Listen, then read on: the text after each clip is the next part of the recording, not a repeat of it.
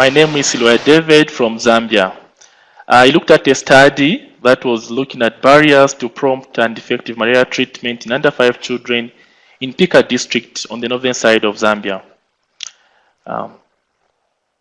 Okay. Which one is next?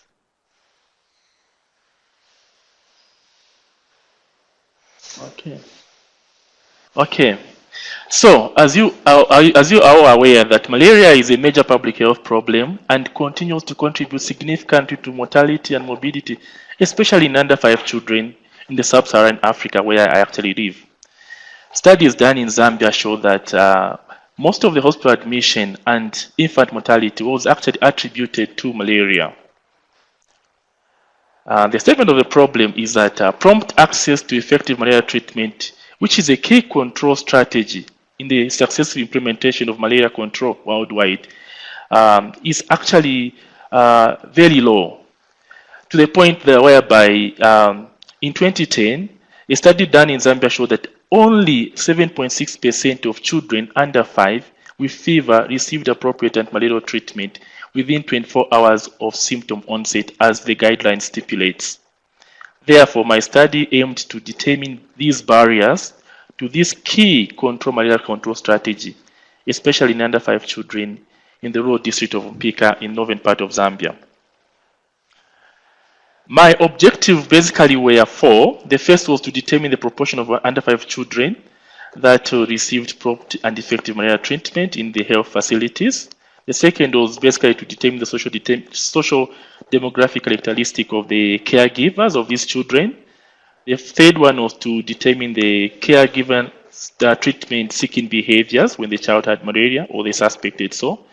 And the last one was to determine the health service barriers to this effective control strategy. Regarding the methodology, this study took place in 8 rural health centers from the 25 which were actually found in Mpika District.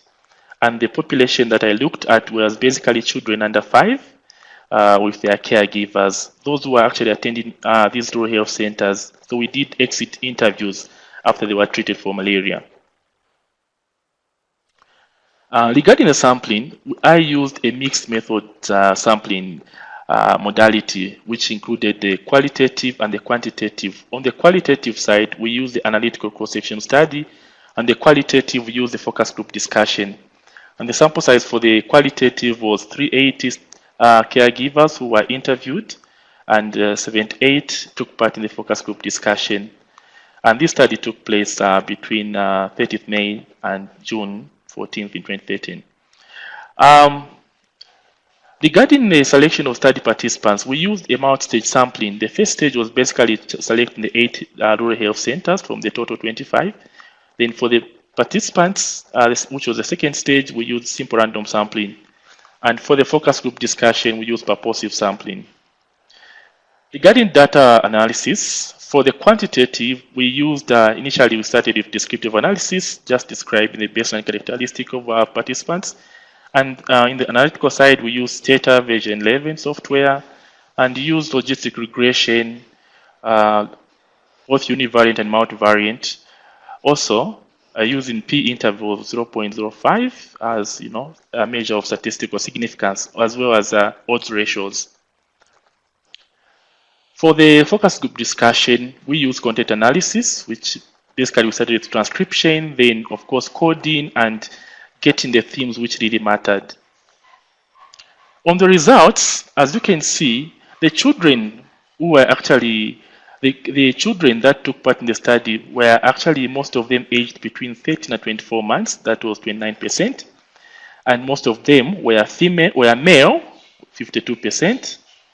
If you looked at the age of their caregivers, most of them were aged between 25 and 34 years, which was 40%.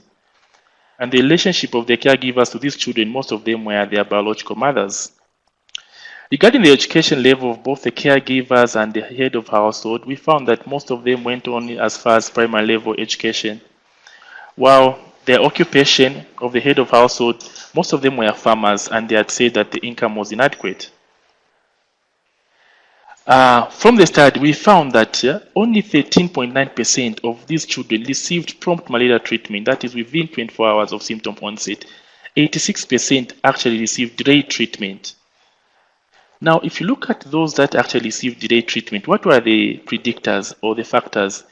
We realized that when we asked about the reason for delay, they said that most of them was long distance to health facility, 31%, meaning they were living more than 5 kilometers to the health facility.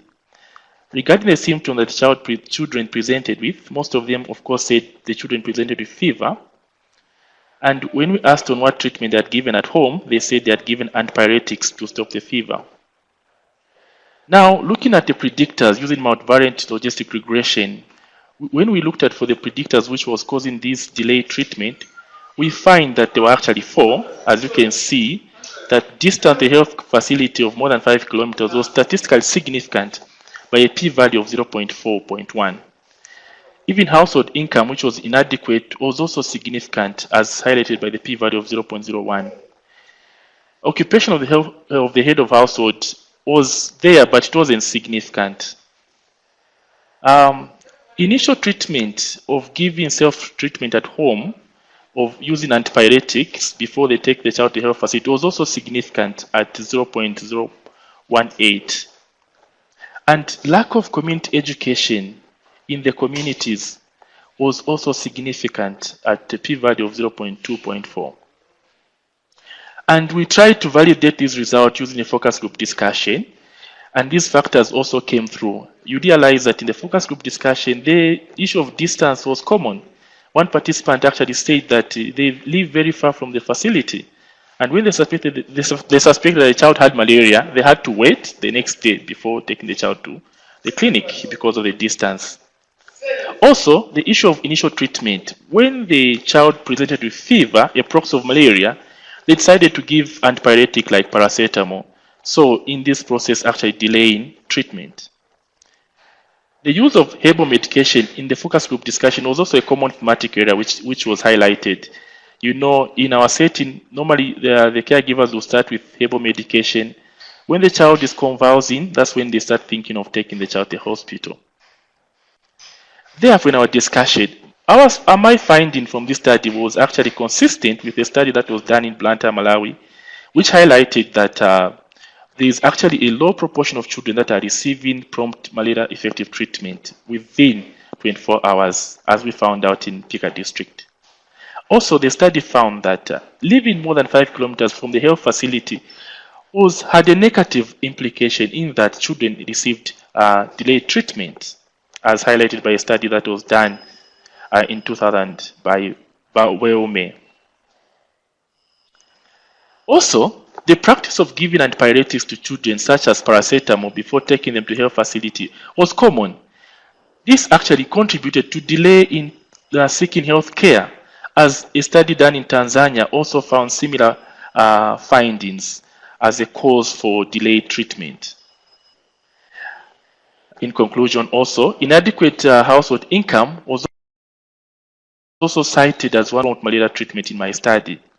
As I mentioned, most of the caregivers and head of household were farmers, so the income was inadequate. This actually was a barrier for them to access early treatment because of the transport costs and other opportunity costs associated with healthcare seeking behavior.